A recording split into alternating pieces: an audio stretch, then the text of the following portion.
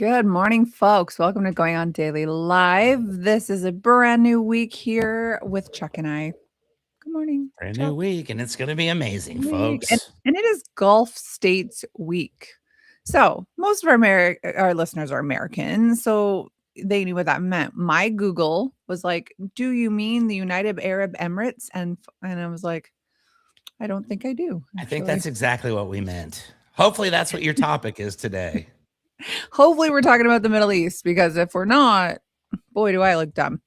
Well, hey, speaking of the Middle East, I will say this. You did say most of our viewers are Americans, but we don't know that to be 100% factual. I have a large Saudi Arabian contingency that watches my podcast, so do you really? We may be speaking to the people. Interesting. Maybe. Well, I guess Ron will need to let us know where. Oh, hey, there you go. We do too. Interesting. Okay. Well, then, welcome to Gulf States Week. It's a worldwide program, everybody. That's funny. So first off, let's give a shout out to WDJY 99.1 in Atlanta. They have got us on 5 days a week. So if you're around there, check us out. 9 p.m. Wednesdays, 5 p.m. Thursdays, 10 a.m. Fridays, Sundays, 1 p.m. and 2 p.m. So many times to catch us every single week over in Atlanta. Can't be missed. And I will say this. Thank you, WDJY, for always liking our reels and for being one of my top fans this week on social media. Love you guys. Yes, thank you, WDJY. Thank you also to Mace Fitness and Soul Spectives for being our sponsors of the show. Okay, why don't you kick us off on this Gulf States Week? And we're talking about the Great Gulf Road Trip. Indeed. So you just mentioned, Becky, you didn't even know what the Gulf States meant. This is like a whole new thing. This is a brand new experience. And you can see by this little map here. Yes. Basically, it's the states that touch the Gulf. I mean, that makes the name the Gulf Coast. So I don't have anything like real special from the Gulf Coast because I've been many times and it's been a lot of fun. But one thing that I really enjoy about the Gulf Coast is driving through it and some of the crazy things that you'll see along the way. So what I've decided to do to kick off our Monday episode of Gulf States Week is a hypothetical road trip, Becky. And that sounds fun. We're going to start here at my home, as it's been mentioned here. This starts in San Antonio. Okay. And we're going to go all the way to the other side there, somewhere in Florida. And it hasn't even been determined yet because this is going to be the fun part of the road trip. Oh, it's interactive. This is an interactive road trip, and it's going to be the Gulf Coast road trip. Basically, throughout the course of this trip, we're going to need to make a total of 10 decisions. These decisions are going to be what basically tells us how good this trip is or how bad it is. Are you and I traveling together? Because if so, we're not taking that. You've never been here before. Yeah. We're going to drive this way from San Antonio to Florida. We're going to go visit somebody in Florida. It could be Mickey. It could be Mikey. It could be anybody. We don't know yet. Mickey Mouse. Could be. Could just be a regular Mickey from our show. Exactly. That's who I was referring to. I know. I'm a little too old for Mickey Mouse, but no, 10 choices, one trip, Texas to Florida. And here we go, because we have to make this decision, and every decision we make in these categories is final. Becky, you cannot go back on these decisions once they've been made. Okay, I'm excited. This is going to be crucial because I feel like one of them you're going to make is going to not sit well with me, but I won't be able to do anything about it. So the first thing we're going to do, we just got here, San Antonio. I'm like, all right, I feel like driving to Florida today. Okay, cool. Well, what are we going to take? We've got 3 options as far as our accommodations for actual vehicles over the road. Number 1, a motorcycle. I don't know. I see people riding motorcycles on long road trips. I don't know how to ride a motorcycle, so I'm kind of hoping we don't pick that because it might be dead. Number 2, a pickup truck. It's a regular truck, nothing special. Okay. It's a Dodge Ram 1500. It's got a Hemi in it, and it's pretty good. It's got some power. Or a convertible. And I think a convertible has got its own purposes. Or going down the coast, it's going to be nice and sunny. I hope Ron doesn't post that comment there because it's not true. We would be broken down on the side of the road. Found on Road Daily would be our acronym for Ford. So we don't want that.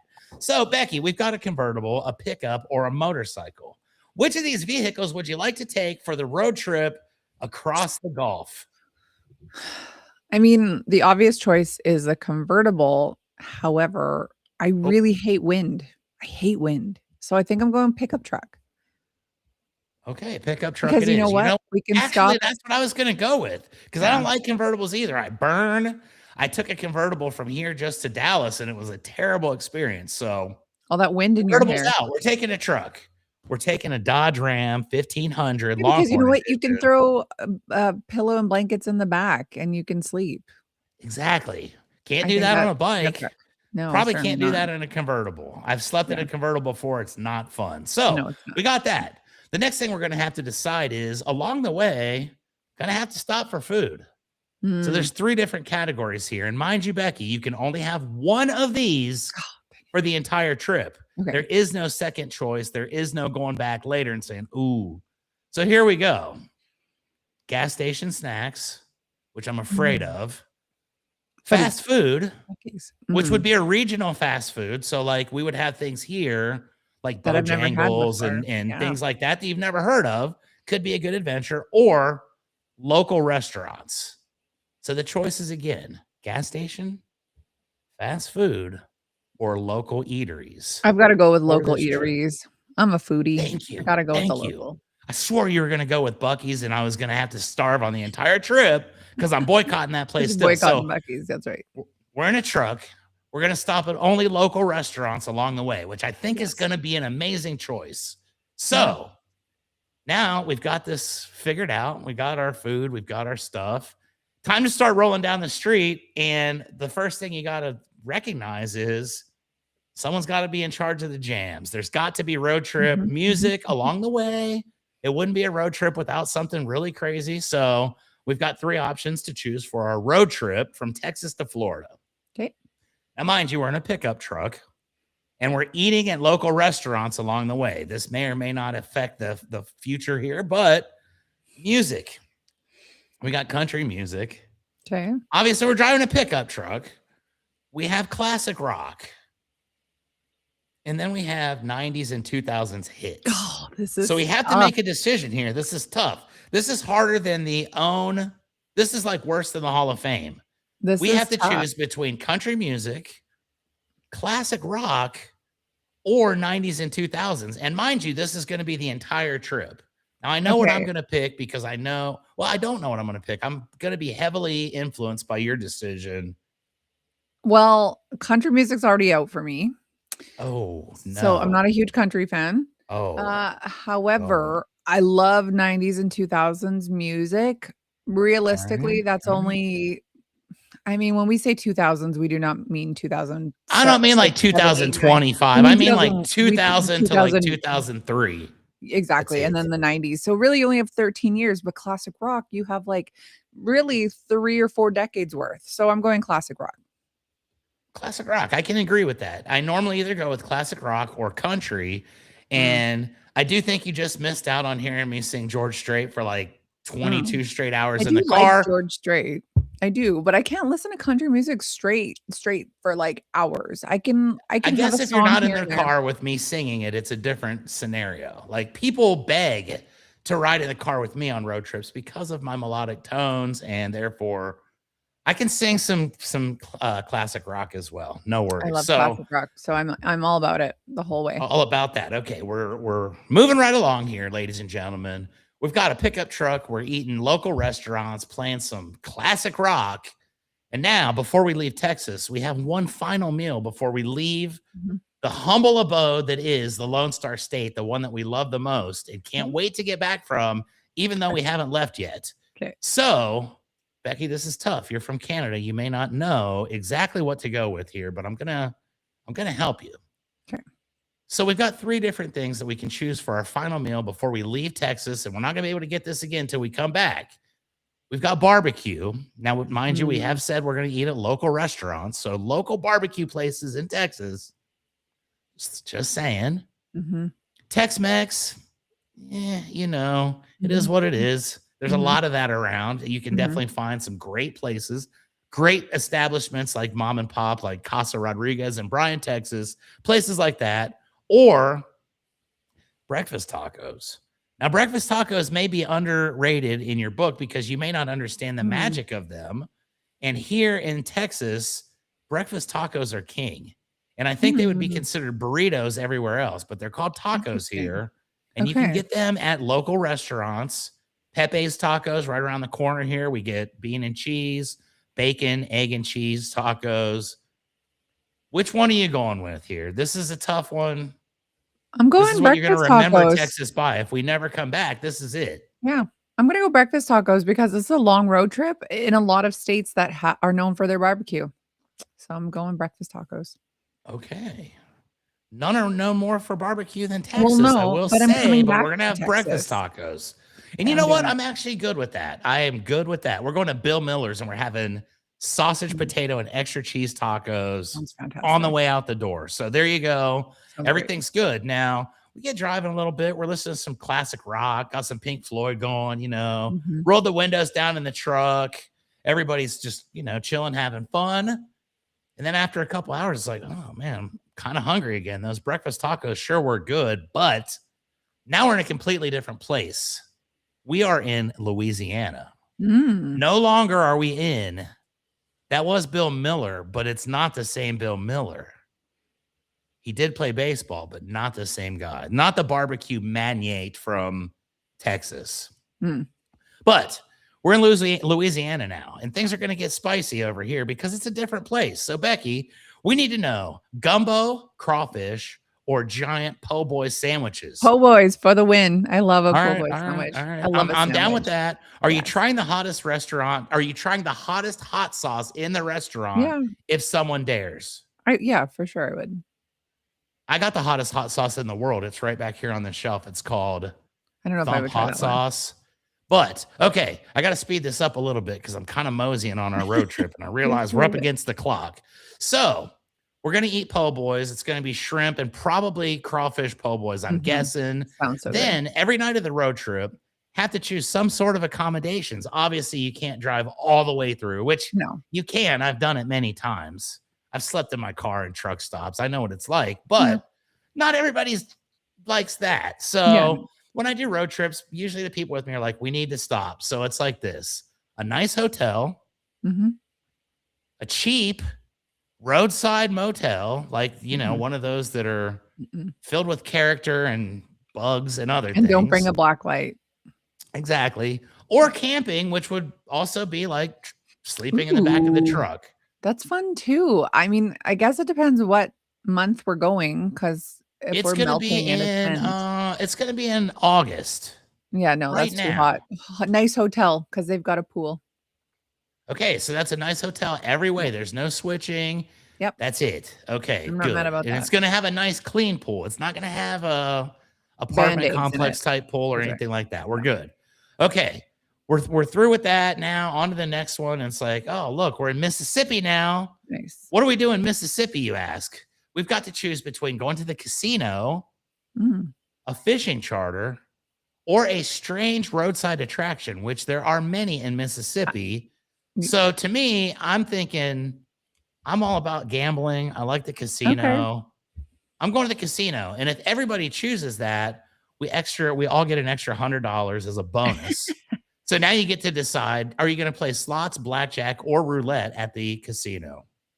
Ooh, slots for sure. I'm not a legal person. That's how I normally do. I usually win like really big on slots, and then I think I'm going to win big again. So I spend all the winnings back and end up actually losing. So chase the high. That's right. No bueno. Now, we've done that. We had fun, got back in the truck. We're jamming some music on our way, eating at some restaurants along the way as well. And now, Gulf Shores, Alabama. It's a day at the beach because why not, right? That's what Alabama is known for. Their amazing beaches, the cleanliness of the water, I guess. So now we've got to choose an activity, which is going to be between jet skiing and an Alabama beach. Parasailing, which could be cool. Is that also the one where you're in the air? Or just chilling in a beach chair for the entire day because the road trip has been stressful. And just a day off is what we need. This is tough. Indeed, I love it just is. chilling. I love beach chilling, but I think parasailing sounds pretty awesome. I've never gone parasailing. Me One neither. time I went to Mexico, my friend and his daughter went parasailing, and I always regretted not. It's one on the I'll back go of the boat where you're parasailing. in the air, right? Yeah. I would Yeah, end up no, like that that sounds wrestler Brutus the Barber Beefcake. He went parasailing one time and he like crashed and smashed his whole face in. That Oh would my be my gosh. parasailing experience, but I'd do it either way. Sounds So great. there you go. Now, after we do that, everything's cool. Parasailing was fun. Back in the truck. Oh my God, look, it's Florida. We're in Florida. Woot woot. Now, before we get to the final experience in Florida, there's all kinds of cool tourist stuff there too, right? So we're going to ride with alligators in an airboat, like out in the Everglades. Okay. We're going deep sea fishing, or we're going to a theme park, which could be Disney World. We're going to a Six theme Flags. park. Yeah, Theme park. Okay. We're gonna go to Marineland in Florida because there is a Marineland there. I saw. We're gonna go to that Marineland. We're gonna have fun. And at Marineland, someone says, Becky, I'll give you $500 if you hold this baby alligator. Do you do it? 100%. All It's a day, baby. no worries. I probably here try we to go. touch any animal. We are far behind time. I'll make up for it on my next topic for sure. But good. we finally made it to Florida. The Gulf Coast trip is done. Now we need to decide the final destination. It's going to be Destin, Florida, Tampa, Florida, or Key West. And after 7 days, who is most likely to have been kicked out of the vehicle somewhere along the way, and did they deserve it? You, for sure. Because you try to put country on. I'm going to say we're stopping in Destin because that's where you see all the dolphins. Destin, Florida, ladies and gentlemen. That is going to be the final destination. So just to give a quick recap here, we are in a convertible. Just kidding. We're in a pickup truck. And we're only eating at local restaurants along the way. No Buc-ee's, no gas stations, no McDonald's, no Crystals or Bojangles, none of that stuff. Only local places. We're jamming country. Just kidding. We're jamming classic rock. And before we leave Texas, we're having breakfast tacos. Then later on that day, we're having po' boys, staying in a nice hotel each and every single time, which I'm totally down with. Then going to the casino, losing money, going parasailing. And then Becky is going to hold a baby alligator at a theme park. And then we end up in Destin, Florida. So there you go, ladies and gentlemen. Hypothetical road trip across the Gulf. I feel like it was the best that there could have possibly been.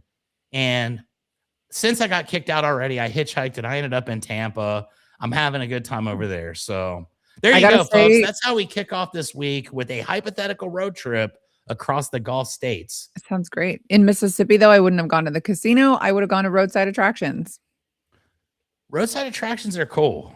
They're fun. There are some good ones. That's probably where you would have found a gator as well. And you could have probably picked up a gator and maybe even had a pet alligator at that point. They have that stuff along the roads there. On our trip. That's right. There you go. I love it. It makes me want to go travel. So thanks for that. Yep. As I enter into cold winter here in Canada. Okay. Well, now that we're definitely over time, let's hear how you can follow us on all our social medias. Watch us live at YouTube, Rumble, and Twitch at Rhode Island Broadcasting. X and Twitter at Broadcasting RI. Facebook at Going On Daily Morning Show. Listen to us on all of our audio platforms such as Spotify, Red Circle, TuneIn, iHeartRadio, and Amazon Music at RIBroadcasting. You can also follow us on all of our socials at MeWe, TikTok, LinkedIn, Blue Sky, Gab, Parler, and Space at RI Broadcasting, and Reddit at RI-Broadcasting, and support the show on RhodeIslandBroadcasting.net. We thank you for listening, following, and watching. Thank you guys for listening and watching. watching. Guys. If you can see our screen right now, you see a big QR code in the middle of it. Take your phone, scan it if you're on a computer, of course. Otherwise, head to RhodeIslandBroadcasting.net and look for our Hall of Fame. We do it every month. There is a new theme monthly. Right now, we are working on 80s spokes creatures. Yeah, and this is a highly competitive field here, and I'm afraid I have a feeling that I know who's going to win, and I don't think it's going to be the right the right person. Because you're into Spuds McKenzie, are you not? I like Spuds McKenzie. I like the California Raisins. I like Mr. Owl. I feel like Frito Bandito, we can't really vote for him in modern times because it's we kind of pushing the envelope a bit. And Max Headroom was stupid. So as long as he doesn't win, I'm good. He's like the Jane Fonda of this month. I vote really Mr. Owl 31%. The Raisins, he's going to come by and steal it. The Bandito Mr. is going to come steal it indeed, folks. He's going to live up to his name. Mr. Owl was from Tootsie Rolls, right? Oh, okay. He's pretty cute. I do. Yeah, he's good. Okay, well, he's in the lead. So if you want maybe the California Raisins to win, like I do, go to the QR code and take a vote because I don't know. Why is Mr. Owl in the lead? I don't get it. He didn't do much. He's the most iconic of the group. I felt like the California Raisins were. They had like TV shows. They had merch. We have figurines. I still have little figurines of them from when I was a kid. Now that I know the running order, I'm actually rooting for the Frito Bandito, and I'm going to vote for him 3 times this week just to hopefully get him over the edge because that's the most inappropriate one of them all, and I feel like it would only be appropriate if he won. Yeah, that's right. The people have spoken. There you go. Bring back offensive. All right. Well, I've got a cool story for you. Not even a story, a cool segment for you. So I was looking up on this road trip. After all, we're going to stop at all kinds of different towns and cities and villages along the way. Well, guess what? Some of them have some pretty awesome names. Indeed, they do. And this is in no particular order. Maybe I'll try and go Texas to Florida again.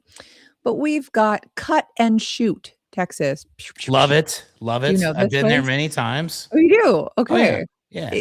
It's there was a dispute in 1912, I guess, that became heated enough that a young boy reportedly declared something along the lines of, I'm going to cut around the corner and shoot through the bushes. And then the phrase stuck. So Cut and Shoot, Texas. We love Cut and Shoot. Shout out to you guys.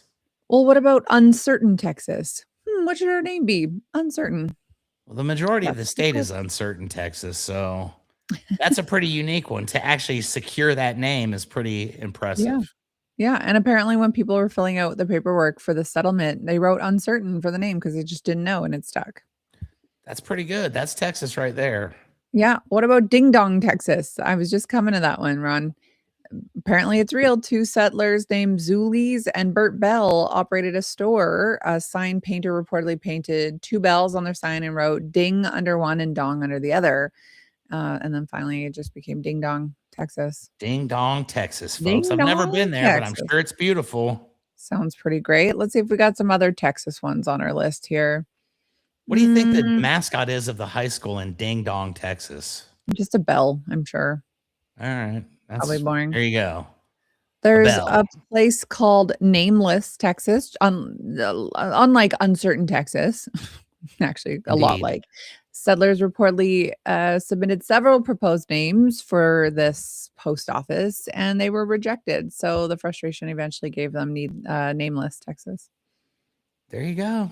People not agreeing can usually end to some pretty amazing results, and Nameless, Texas is just one example. Yeah. Have you ever heard of Bug Tussle, Texas?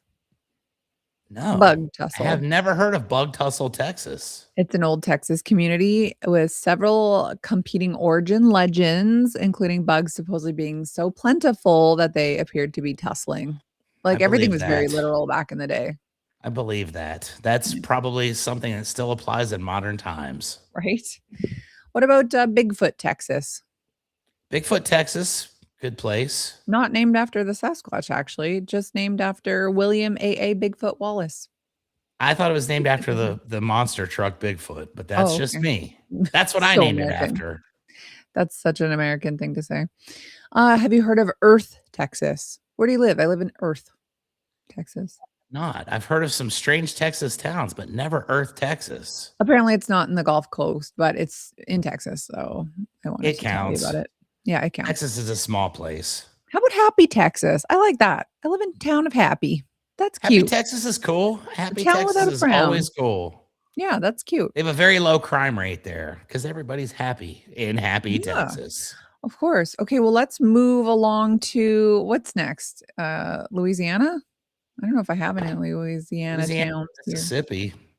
Mississippi. Okay, we've got some Mississippis here. Why not Mississippi? Why not? Allegedly named during a community meeting when residents couldn't agree on a name. Again, why not name it? Why not? This is like, what was that thing where they wanted to name a boat and they put it out to the people of the internet and they named it Bodie McBoatface? This is what this is. I think that's brilliant. Bodie McBoatface is definitely a great name. So Mississippi, is that a real thing? I never saw that. There's a place called Hot Coffee, Mississippi. It's a real community along Mississippi's Hot Coffee Road. Oh, yeah. I have a friend that does gas station tailgate reviews all along the coast of Mississippi. His name is Stafford Sheridan. He's actually a retired judge, and he owns a farm in Drew, Mississippi. He goes to all these little towns, and this is how I've heard of some of them. I've heard of So Mississippi before. Very cool. So. Yeah. How's your town? It's so. How about Chunky, Mississippi? Well, that could also be a town in Texas for sure. Anywhere in America, really. Anywhere in Canada, America, Mexico. Chunky. Texas. Chunky, Texas. It's near the Chunky River, I guess. So it makes sense. I like it. Yeah, why not?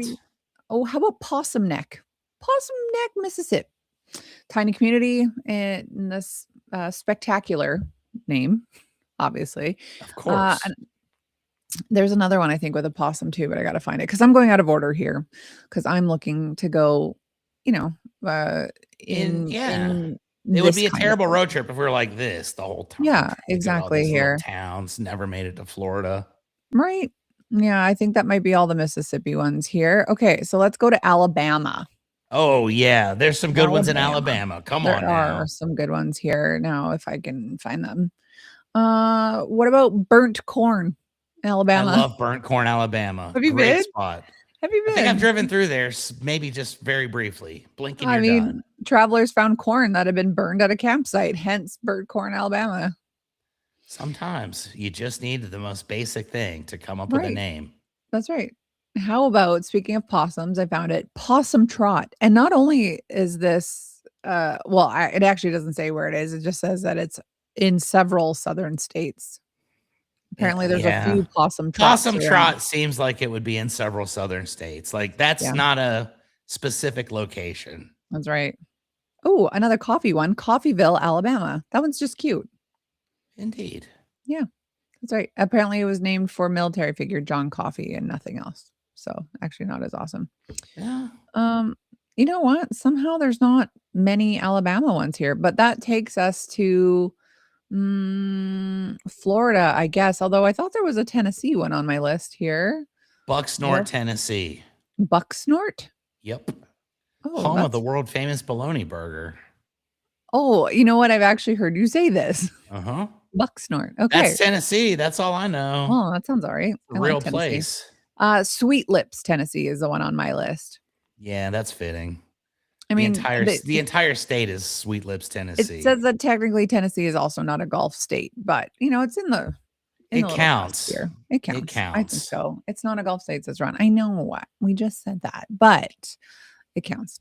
Okay, that takes us to Florida. We've got Frostproof, Florida, which I wish I lived here because I'm getting pretty tired of having snow. I mean, it's kind of self-explanatory, but what would happen if one day it got cold enough and there were actually frost in Frostproof, Florida? Right? You got to change the name. We got to change the name.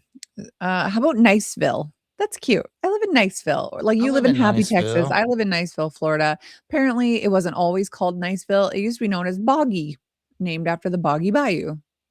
All right. So that's cute too. We changed it from Boggy to Niceville. Yeah. I like it. That's a good progressive change. How about Two Eggs, Florida? 2 egg.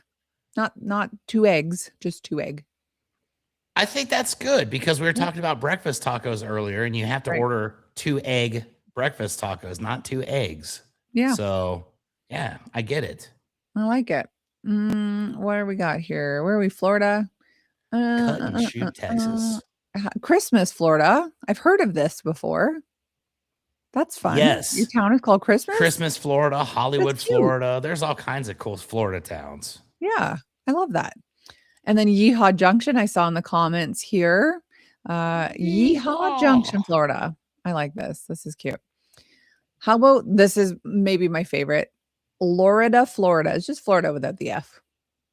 Why not? Why not? But what if it's not actually called Lorida? What if it's Lowrida, Florida? Lowrida. Like Florida, Lowrida. Maybe it is. Maybe. Lowrida, Florida, baby. Coming at you. That's love what I'm talking about. I want to live there. Right? And if anybody knows any names that I'm missing, please drop them in the comments here. That was just a very small list, but I'm so over time here, so it doesn't even matter. So why don't we just cut it right here? Hear a word from our sponsors. Cut and shoot. No? Looking for a fitness app that actually fits in your life, not the other way around? The Mace Fitness app is your personal fitness coach in your pocket. That's M-A-S-E. Mace Fitness app makes fitness simple and affordable. The build your own workout option allows you to choose the exercises, the focus area, and the pace that works best for you. This app feature is only $9 a month. You'll get over 630 guided exercise videos, build your own workout tools, strength, mobility, balance, and flexibility training, easy to follow instructions, fitness anytime, anywhere. Mace Fitness, just $9 a month. Sometimes you can feel lost in the forest of your mind, caught up in mistakes you can't change, looking ahead, uncertain what comes next, questioning if things will ever get easier, and if you've missed your chance. But the fact is that every moment is a new chance to change and choose a new direction.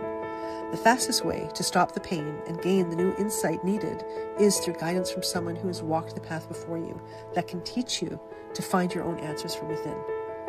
If any of this sounds familiar and you're looking for a way through from where you are to where you long to be, then let's connect. Check out soulspectivesinstitute.com today and book your discovery call, and we can see where we can go from there. Can you imagine your business here going on daily as sponsorship opportunities? Trying to reach your target audience? Going on daily is the answer. Looking for a way to stretch your advertising budget? Going on daily is the answer. Want your business to be featured on radio, TV, and social media? Going on daily is the answer. If interested, email us at RIBroadcasting.media@gmail.com. Awesome. Thank you, sponsors, including our voiceover actor, Mr. Chuck. And guess what? That leads us into this next segment, because you are a voiceover actor, apparently, starting your career. I've done this numerous times, and I listened to that, and it's almost the perfect segue, because It really is. I did that voiceover a couple weeks ago, and only one person other than me, which is Mickey, understands just how frustrating it was to try and get that recording to actually work. I was having too. It's super annoying. I've recorded it 75 times. Well, I was recording perfect episodes, perfect drops, Becky, and I'd send them over and nobody could hear them. They were too quiet.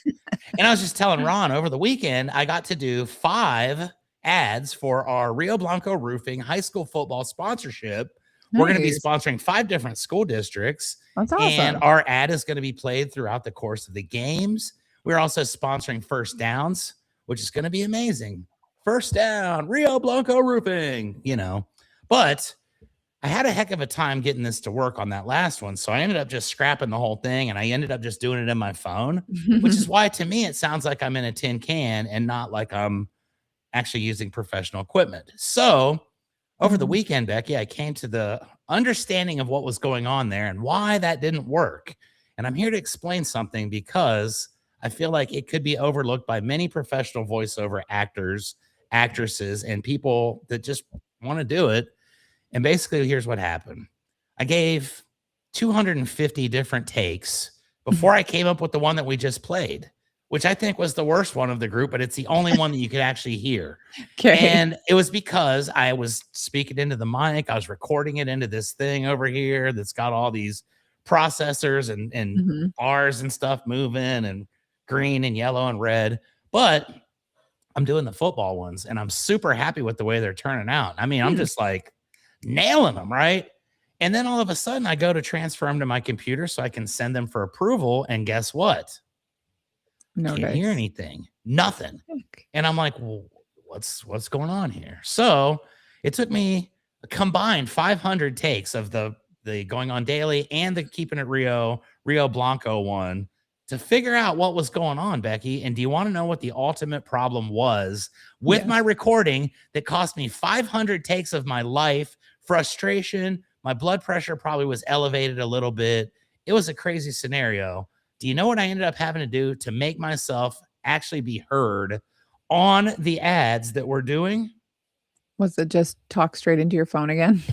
No, I did it right on the mic this time. I'm like, okay, Central Texas. Tell me what it was. Central Texas, hail, wind, and heat are bad for your roof. You know what I had to do, Becky, to become audible to the people? What?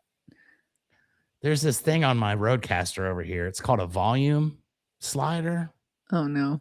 I had to turn the volume up on the microphone just a little bit, and therefore it became perfect. So 500 plus takes of doing something absolutely wrong. And again, I've mentioned many times over the course of the shows that sometimes I don't think about the most obvious thing, and then it hits me in the face like, whoa.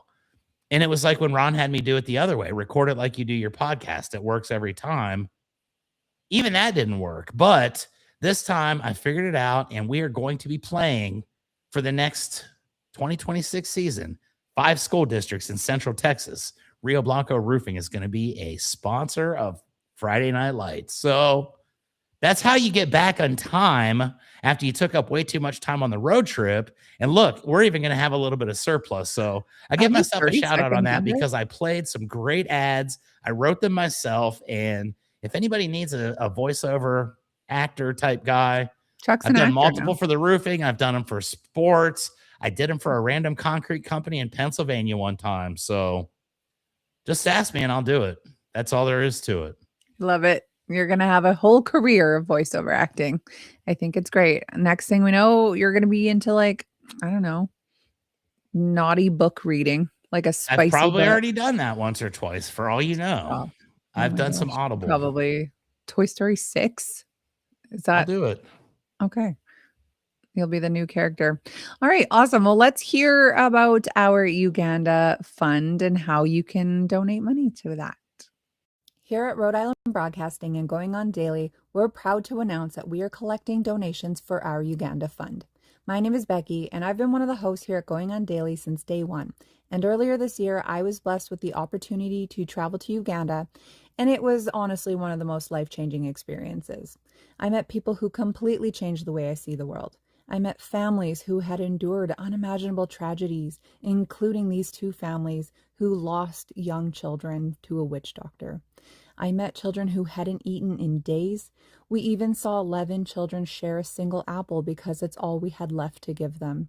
I met children who fled war in neighboring countries only to find themselves homeless and living on the streets. I saw heartbreak, poverty, and desperation. But what I also saw was joy. The happiness that a single piece of candy, a bracelet, or a small act of kindness could bring was enough to bring tears to my eyes. These are people who have so little, and yet they have more gratitude and joy than many of us could even imagine. We know that there are people who need help in our own communities, and we continue to support local initiatives whenever we can. But this year, our hearts are with Uganda. In partnership with Love Made a Way, 100% of every donation will go directly to initiatives in Uganda. No hidden fees, no deductions. Every dollar goes to help providing food, clean water, education, medical care, safe buildings, sanitation improvements, schools, vocational training, and hope. $1 is worth roughly 3,700 Ugandan shillings, so even a small donation can make a meaningful impact. Maybe it's giving up your Starbucks or your Timmy's today. Whatever you feel led to give, please know that it will help change lives. Thank you for your support, your generosity, and for helping us bring hope to the people of Uganda. Visit www.RhodeIslandBroadcasting.net/Uganda-donations to help out. Amazing. Thank you, Rhode Island Broadcasting, for putting this initiative out for this year. Head to our website at RhodeIslandBroadcasting.net/Uganda-donations to donate. Do it. Mr. Chuck Allen, where can people find you? Well, that's a great question, Becky. And it seems like the same answer every week.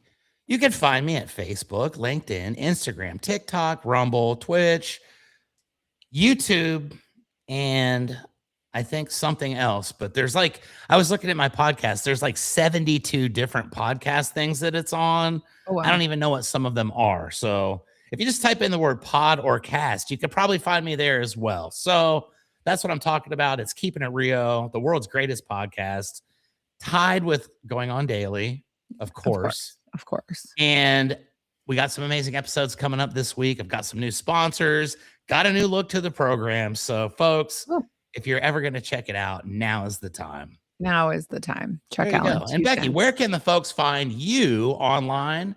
You can find me on my website at aboundinghealth.ca. I have a link to my podcast there, even though it's on a break right now. All my socials are on there. You can find me at abounding.health on Instagram, _Bectacular also on Instagram. Becky Turner, again, basic millennial name. Good luck finding me on Facebook, but that is my name. So you can find me there. Is this a picture of us right under my face here? Is that me?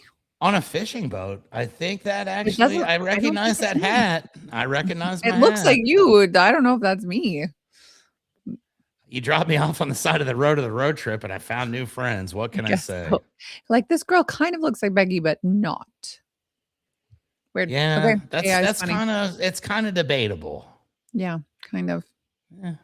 Anyway. I'm looking good though. I like the arm definition. Yeah, I like that one. I'm glad that he got a full body photo of me for once. Yeah, looking buff. Yeah. AI, you know what? AI did me so dirty on the weekend. So there's this photo from the concert I went to last week. And I don't know if you've noticed, I have no eyebrows now. Have you noticed that? You guys don't notice that. I didn't notice that. Your glasses were doing a nice job. That's why I'm wearing big glasses today. So I've had them tattooed for like 10 years. And I work at a Medi Spa. And I'm like, hey, you guys want to remove my tattoos? I didn't know it also bleached the hair. It takes out the color from your tattoo, but also bleaches all the hair off. So you had tattooed eyebrows? Yeah, me and every girl that I know. Damn, so you can see now there's like the remnants of the tattoo, but my eyebrows are white. And I've always just had brown eyebrows. Is that for life now? No, it'll come back. It's just temporarily bleaches it from the laser. And anyway, so the first day or first couple days that I did it, we went to a concert and they were still sore. So I was like, you know what, instead of like drawing them back in and it hurting, I'm just going to like embrace looking like, I don't know, Marilyn Manson, a ghost. Marilyn Manson. Yes, exactly. And so anyway, I went to this concert and it was like dark and it was kind of blurry. And this photo of me like really has no eyebrows. So and I didn't say anything about it to ChatGPT, but I put the picture in and I was like, hey, can you just make this brighter and less blurry? Because you could barely see it. Oh, yeah. And you know what's about to happen here. Okay, I'll take these off. You got to say, like, instead of giving me eyebrows right here where they are, it gave me them here on my eyelid. It is so, like, it doesn't even look like me. It also make that your profile picture. I dare you. Like, I'm gonna at least it's not a unibrow. That could have been worse. That would have been hilarious. To you right now because the picture is so funny. It's not me. It just did me so dirty. But I'm sending it. My ChatGPT makes me look stupidly old when I do it, and I don't look like that. And it's frustrating. Yeah, it couldn't make me a cartoon because it made me look like I was just a step away from death. That's what the world sees. I don't see it. So I don't know. When ChatGPT first came out and I would like put pictures in, it would always think I was like Middle Eastern or something. And every time I'm like, who is this Arab woman? Not me. I'm as white and pale as they come. ChatGPT. Okay, look at this picture. It's so funny. Dun, dun, dun. Why are my eyebrows there?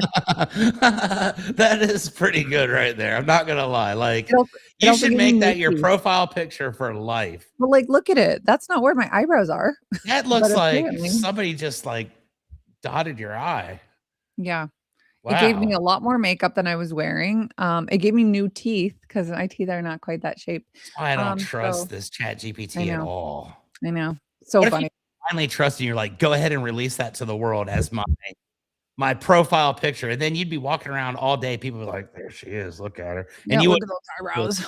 Well, I'm just like, eyebrows make such a difference. Like when they're pushed down onto your eyelids. I mean, man, that's weird. And when you don't have any, I'm getting used to it now. But at first I was like, Oh, Lord. I'm What have just I done? bamboozled by the fact that you had tattooed eyelashes or eyebrows. I didn't Eyebrows. even know that was a thing. Yeah, everyone does. Everyone I know does. I don't think so, Maybe Becky. Texas I is think more that's natural, but I don't think so.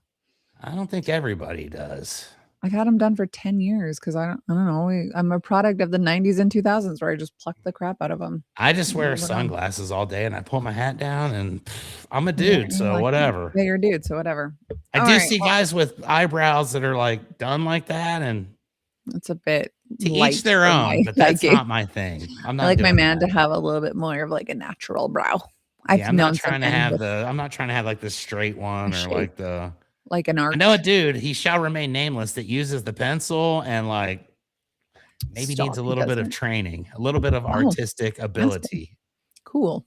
It's weird. I can't even pluck a hair out of my husband's eyebrow because he thinks he's right. Lighter, too light for him. Yep. Oh, well. Okay. Well, we got a couple minutes left. I got one more story for you. This is an interesting story, and it is a Texas story. It is about the Galveston Hurricane. So back in the year 1900, this hurricane happened. The aftermath of the hurricane is even worse, though. So it was September 8th, so almost 126 years ago. This massive hurricane slammed into Galveston, Texas. Now, if anybody doesn't know where Galveston is, I admittedly had to look it up. It is right on the water. Awesome. It's where you go to get on cruise ships. Yeah. Right out of the port of Galveston into the ocean. Yep. Yeah. At the time, Galveston was Texas's most important city, or one of the most important cities. It was a wealthy Gulf port with grand homes, electric lights, streetcars, and ambitions of becoming one of America's major commercial centers. Now, when you think of major American commercial centers, you don't think of Galveston, Texas. Now, yeah, you think of cruise ships, but we're thinking like LA and New York and things like that. Seattle, we're not thinking Galveston. I would totally go to Galveston over any of those places. 100%. Galveston's awesome. Yes. Yeah, good seafood. Hugo says, I want to visit Boca Chica, Texas. That's a fun name. I like that. Nice.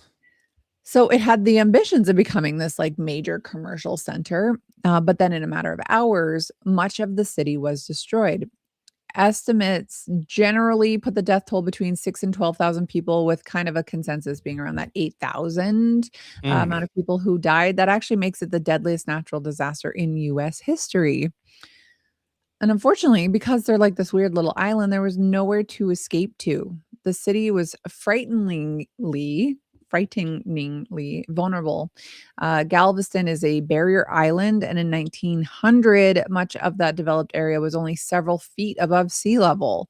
There was like no seawall whatsoever. I don't know why they just didn't think about it when they were building this place. Back in the day, that was not something that you thought of. No, we didn't have Google to warn us. Exactly. And meteorology at the time was primitive compared to today.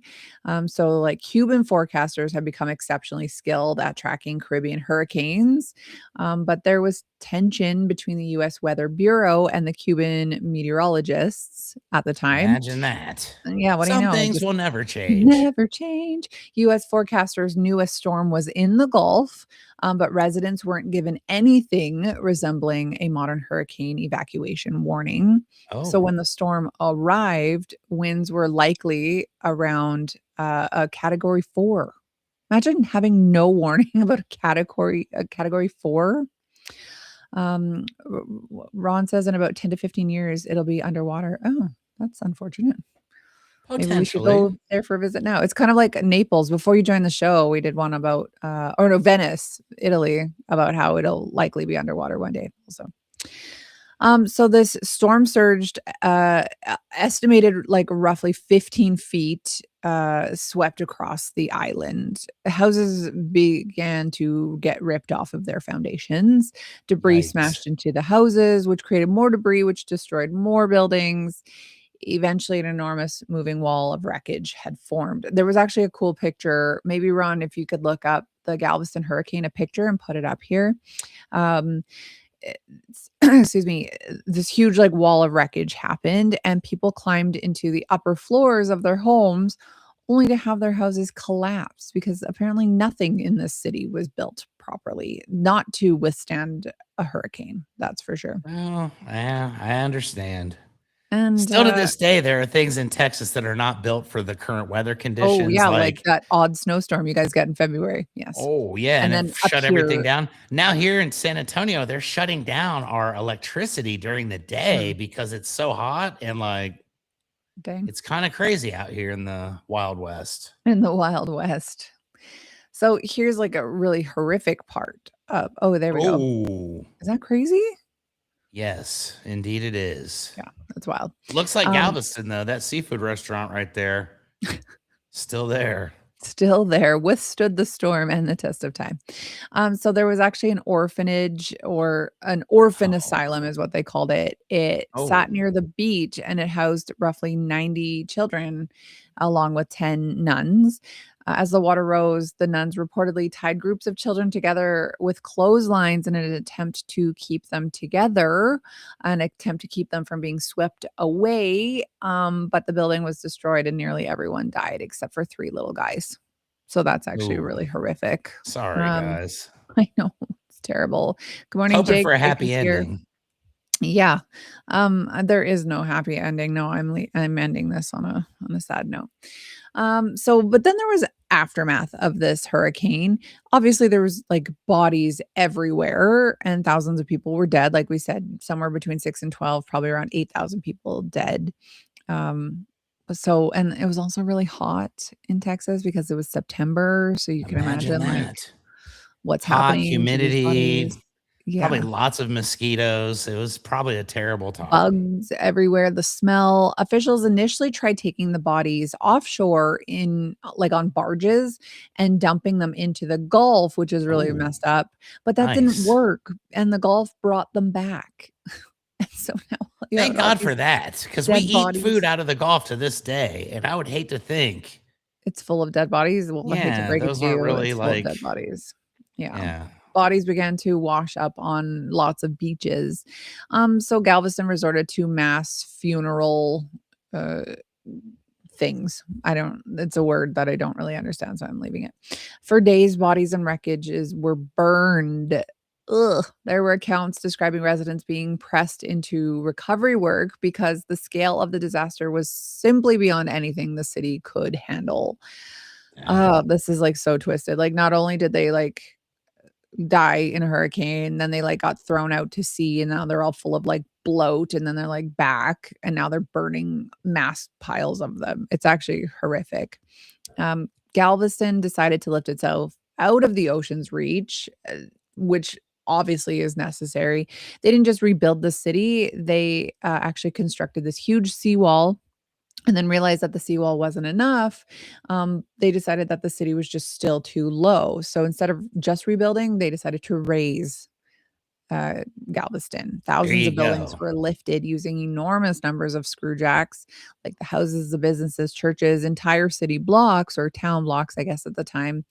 And then workers pumped huge amounts of quantities of sand underneath them as well to raise them. In some areas, the ground level was actually raised 17 feet. So that's huge. Very helpful for a storm. People continued living and working in the city while this enormous engineering project was happening. I can't believe that people stayed. I think I would have left immediately after that happened. Yeah, but it's Galveston. Right? You got to stay. I guess. Galveston's awesome to this day because you can see where they're all built up on stilts and stuff, and it's that's cool. I didn't know that. Even the utilities had to be adjusted. The city essentially rebuilt an island underneath itself. Before 1900, though, Galveston was competing with Houston economically. After the hurricane, investors became increasingly wary of putting everything into an exposed island city. Meanwhile, Houston just continued to grow. And then the Houston Ship Canal or Channel opened in 1914, allowing ocean-going ships to direct across or access to Houston.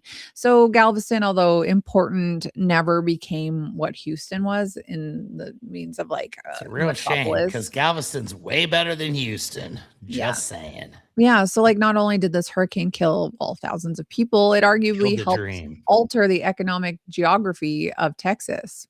So, yeah, kind of like not really an uplifting story by any means, but interesting nonetheless. Indeed. It's very Gulf states. Yeah, very Gulf states. That's kind of what I thought. That's what the people wanted to know about. And I didn't know anything about the Gulf states. I've only been to Alabama and definitely not near the water. So, and you know what? When I was in not the last time, but one of the last times I was down south, we were staying in Alabama. My brother lived there.